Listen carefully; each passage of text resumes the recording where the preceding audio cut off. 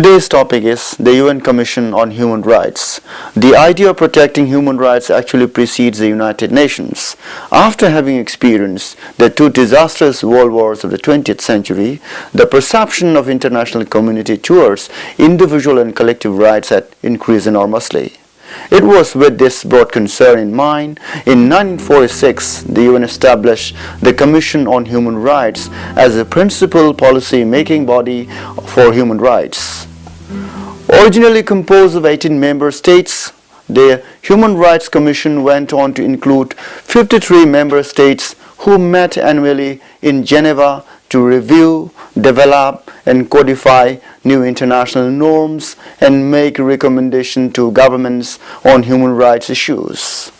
The philosophy and practice of UN towards human rights inherently tends to cover all human beings, irrespective of nationalities, place of residence, sex, national or ethnic origin, color, religion, language, or any other status.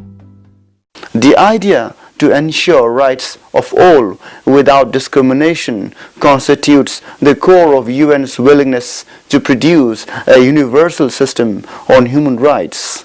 For instance, the universal human rights are often expressed and guaranteed by several UN laws in the form of treaties, customary international law, etc. International human rights law lays down obligations of governments to act in certain ways or to refrain from certain acts in order to promote and protect human rights and fundamental freedoms of all. Historically speaking, the principle of universality of human rights is the cornerstone of international system on human rights.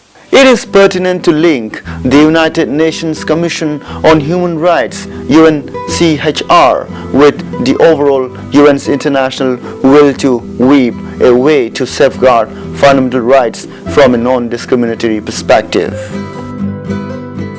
The UN Economic and Social Council, also known as ECOSOC, and the Office of the United Nations High Commissioner for Human Rights, UNHCHR, serve as the backbone of UNCHR's activities in general. Now let us examine the objective of UNCHR. The primary objectives of UNCHR include greater engagement, working closely with the UN partners at all levels in order to ensure that international human rights standards. UNCHR, officiated by the Office of the United Nations High Commissioner for Human Rights, OHCHR, represents the international will to ensure human rights and dignity for all. Thus, the UNCHR enjoys a unique mandate from the international community vis-à-vis human rights.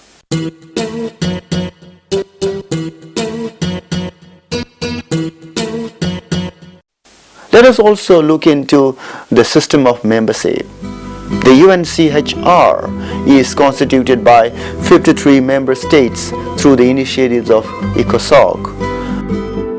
The election to the UNCHR take place in the month of May. The members serve for 3-year periods and can be re-elected as well. The UNCHR has no system of permanent membership. Like several organs of UN, the membership of UNCHR are distributed zone-wise, with 15 members from African states, 12 from Asian states, 5 from Eastern European states, 11 from Latin American and Caribbean states, 10 from Western Europe and other states. The working procedure of the Commission would meet each year in regular session for 6 weeks during March and April in Geneva, Switzerland. The UNCHR was established as one of the first 2 functional commissions set up in the initial years of UN system. Another such commission is the Commission on the Status of Women. The UNCHR was conceived under the Article 68 of UN Charter. The Commission's incessant work finally contributed in the formation of a drafting committee for the Universal Declaration of Human Rights, which was ultimately approved on December 10, 1948. UNCHR also has a lot of special interventions. In its entire lifetime of UNCHR, it established at least 30 mechanisms to address specific country situations or thematic issues, which included the following: 1. Freedom of expression and opinion. 2. Against torture. 3. Right to food. 4. Right to education. Individuals with expertise in particular areas of human rights were appointed by the chair of the Commission to serve as special rapporteurs for a maximum of 6 years. The main activities are to examine, monitor, advise, and publicly report on human rights situation. The Commission enjoys the power to write to governments about reported violations. It can also conduct fact-finding visits to countries that invite them. The interventions of the UNCHR's special mechanisms are broadly classified as: number 1, thematic mandates. 2, country mandates. To define the above two concepts, the intervention of Commission, which largely address major phenomena of human rights violation all over the world, are broadly categorized as thematic mandates. Country mandates refer to such interventions of the Commission that involve monitoring and acquire wider reporting on human rights violations and abuses in a specific country or territory. It is equally interesting to examine the phases of interventions. The UNCHR has gone through two important phases as far as its interventions are concerned. It is generally perceived that the period between 1947 to 1967, UNCHR harped on the policy of absenteeism, which meant that the Commission would concentrate on promoting human rights and helping states to acquaint with international norms and treaties. It can be thus argued that the first phase of UNCHR was of strict observance of the sovereignty principle. In other words, opting to the sovereignty principle made the UNCHR's intervention largely sterile and inactive. However, towards 1967, also somewhat known as the second phase, the Commission adopted an active approach. The context of the decade was of decolonization of Africa and Asia, and many countries of the continent pressed for a more active UN policy on human rights issues, especially in the wake of massive oppression in apartheid South Africa.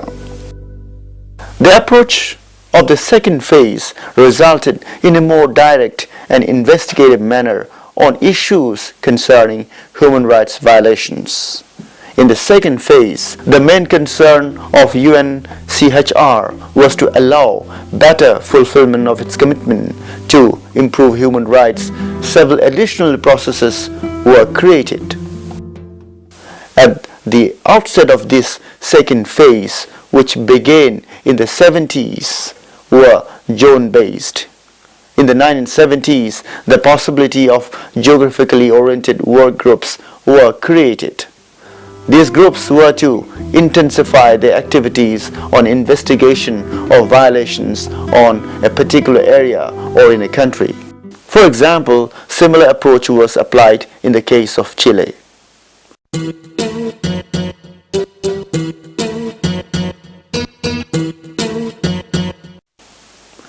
We will also now examine genocide in the context of UNCHR role. It is interesting to note that UNCHR passed a number of resolutions concerning genocide.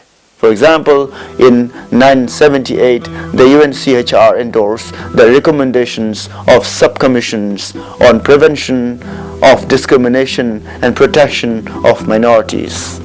Similarly, in August 1992, the UNCHR condemned the concept and practice of ethnic cleansing, particularly drawing international attention to the experiences in former Yugoslavia. Again in November 1992, the UNCHR called upon all the states to consider the extent to which the acts committed in Bosnia and in Croatia constitute genocide in accordance with the Genocide Convention. The interventions are many. In 1994, at the request of Canada, an emergency meeting was convened to deal with the ongoing genocide in Rwanda. With the turn of 1980s, the works of UNCHR concentrated on team-oriented working groups, meaning a more specialized interventions of specific abuses and violations of human rights. Now we will examine about subcommissions on promotion and protection of human rights. As a part of Commission's proactive approach to deal with human rights issues in the 1990s, the UNCHR proceeded to form various subcommissions. The subcommissions are also often defined as subsidiary bodies of UN to promote and protect human rights. It was composed of 26 experts whose responsibility was to undertake studies, particularly in the light of the Universal Declaration of Human Rights, and make suggestions to the Commission concerning the prevention of discrimination of any kind relating to human rights and fundamental freedoms, may it be racial, national, religious, or linguistic minorities. The outreach of subcommissions is so extensive that it established 7 working groups on human rights.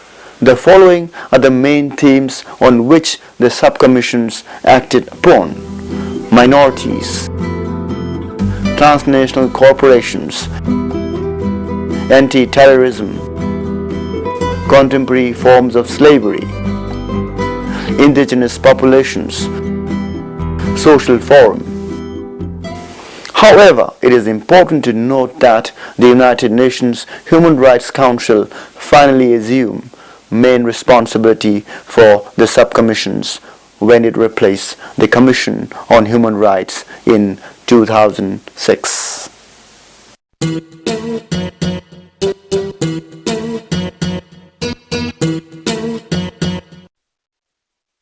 We will also discuss about the recent trends of UNHRC. The United Nations Human Rights Program has grown considerably in the last 60 years.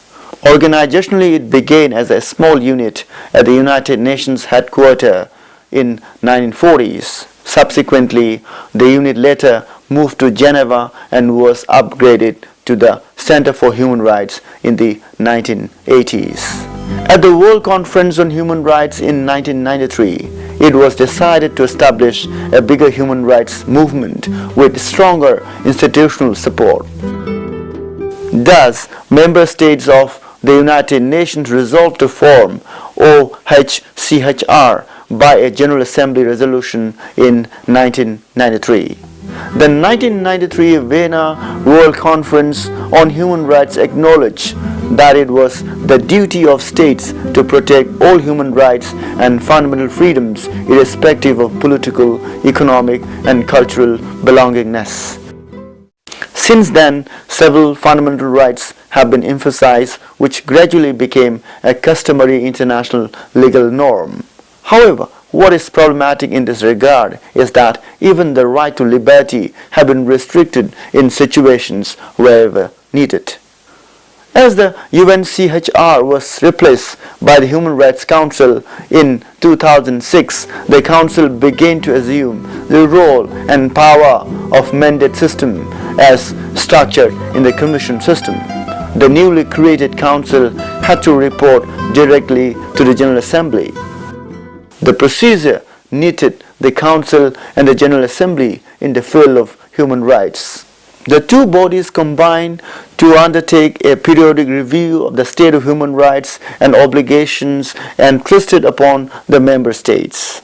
On 15th March 2006, the UN General Assembly voted overwhelmingly to replace UNCHR with UN Human Rights Council.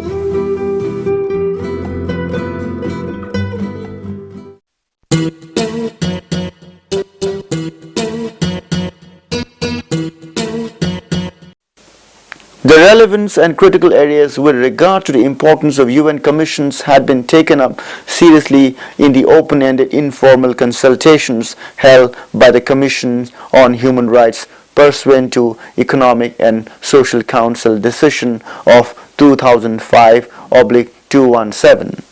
Many statements referred to the declining international credibility of the Commission on Human Rights, and several specific proposals put forward by delegations address this issue within the context of the proposed role, function, and structure of the new human rights body. Politicization, selectivity, and double standards were commonly acknowledged to be shortcomings of the current Commission. The proposal to elevate the Commission on Human Rights to a standing Human Rights Council was supported by many delegations as a means to concretely reflecting the centrality of human rights issues in the United Nations system. Perhaps it was this explication which made the delegates to consider that establishment of a council with higher status and increased authority would accord human rights a higher priority in the international arena.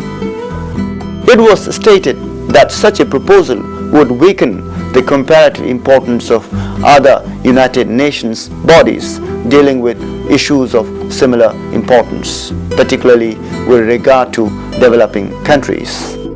Several delegations considered that proposals to transform the Commission into a council merely address the form and not the substance of human rights, and doubts were expressed as to whether the proposed new human rights body would effectively overcome or avoid the perceived shortcomings of the Commission in its operation. However, the thrust point still reminds us that the philosophy and achievements of the UN Commission on Human Rights need continuous revisiting and improvement upon the legacy it has left behind in the world's journey of safeguarding human rights.